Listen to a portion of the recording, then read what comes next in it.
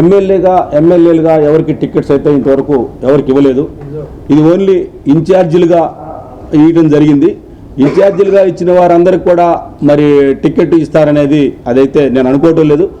ఎందుకంటే ఆ సమయంలో ఉన్న ఆ టైంలో ఉన్న పరిస్థితులను బట్టి ఆయా పరిస్థితులను బట్టి మార్చే అవకాశాలు ఉన్నాయి. కాబట్టి ఇక్కడ పైగా నేను నా ఉద్దేశంలో ఏంటంటే, నేను ఇక్కడ లోకల్ వ్యక్తిని. ప్రతిసారి సంతనూతులపాడులో ఏం జరుగుతూ ఉంది అంటే వేరే వాళ్ళు వచ్చి ఇక్కడ కంటెస్ట్ చేయటం అది జరుగుతూ ఉంది. అది పార్టీ నిర్ణయం, దానికి మేము శిరోధారి, మేము దానికి మేము చిత్తశుద్ధితో దాన్ని అంగీకరిస్తాం. కాకపోతే మా ఆశ ఏంటంటే లోకల్గా ఉండే మాకు అవకాశం ఇవ్వాలని నేను కోరుకుంటూ ఉన్నాను. కాబట్టి ఇన్ఛార్జీలు వేసినప్పటికీ చేంజ్ అయ్యే అవకాశం ఉంది. ఒకవేళ ఇక్కడ చేంజ్ అయిపోతే కూడా ఎర్రగొండపాలెం అయితే ఉంది.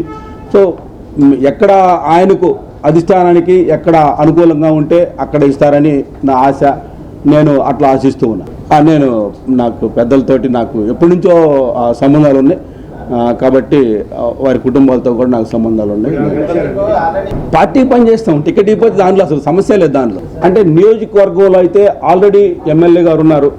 నియోజకవర్గంలో ఆల్రెడీ మా ఎమ్మెల్యే గారే ఉన్నారు. కాబట్టి వారు చేస్తూ ఉన్నారు. మేము స్టేట్ లెవెల్లో ఉన్న ఆఫీసులో కానీ లేకపోతే ఆ లీగల్ దానికి సంబంధించి మేము అడ్వైజర్స్గా ఉన్నాము. చాలామంది ఒక గ్రూప్ ఆఫ్ అడ్వకేట్స్. సో మేము ఆ పనిలో ఉన్నాం. ఒక వేలో ఎమ్మెల్యేగా వారు చేస్తూ ఉన్నారు.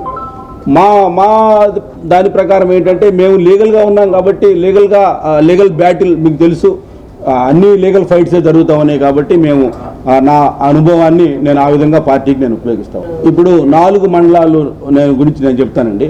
నేను చెప్పి అదే మీకు మొట్టమొదటిలో చెప్పింది ఏంటంటే 2009లో నేనైతే ఉన్న మనిషిని.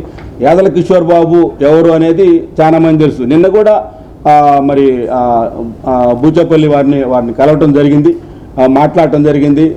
బాలినేని శ్రీనివాసరెడ్డి గారు అందుబాటులో లేరు, మీ అందరూ తెలుసు. ఆ తర్వాత సుబ్బారెడ్డి గారు అందుబాటులో లేరు. నా మండల స్థాయిలో నాయకులకి నేను పరిచయమే. ఆ మండల స్థాయి నాయకులందరూ ఆశీస్సులు కూడా ఉన్నాయి. వారిని అడిగినప్పుడు వారు చెప్తున్నది ఏంటంటే, ఎవరు తీసుకున్నా కానీ పార్టీకి విధేయులైన కార్యకర్తగా మేమందరం పనిచేయడం అనేది మాకు బాధ్యత. అది మీ ప్రయత్నం మీరు చేయండి అని వారు సలహాలు తీసుకున్నా, వారు చెప్తా ఉన్నారు. కాబట్టి ఆ విధంగా నేను ముందుకు పోవడానికి